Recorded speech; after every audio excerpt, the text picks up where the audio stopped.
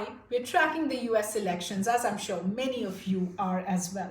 We'll tell you when things solidify just a bit more, but safe to say it's looking long drawn, especially with Florida, Iowa, and Ohio being called out for Trump, Biden unexpectedly leading in Arizona and Georgia. Now, I'm quickly popping in here to talk to you about who is it that calls the elections in the United States, who announces it that XX is the next president of America. Now, actually, every election it pops up as to what a cumbersome, complex process this is. But to the question, who calls the election? It has a surprising answer. It's not an independent poll body. In effect, it's the media in the United States.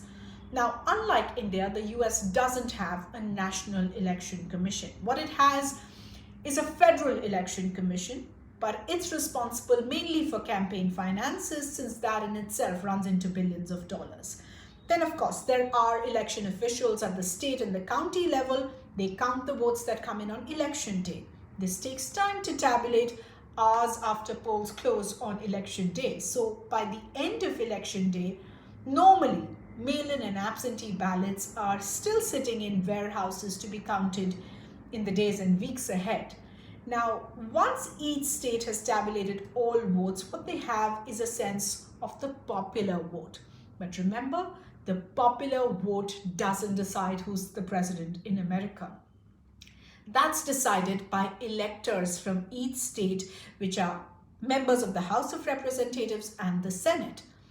Remember 270 electoral college votes that we spoke about yesterday?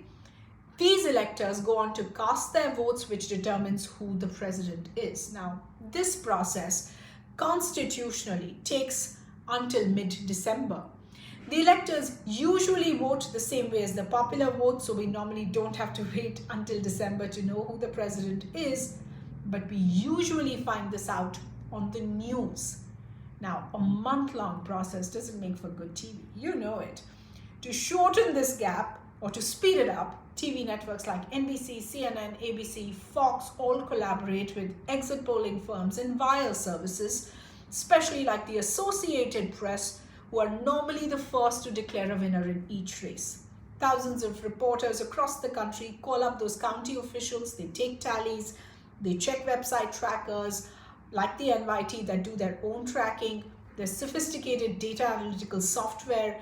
There are experienced political minds and strategists and commentators who are all working to call the election as soon as there is enough information, especially from the battleground states, which is usually where the fight ends. But we know this time that map has expanded.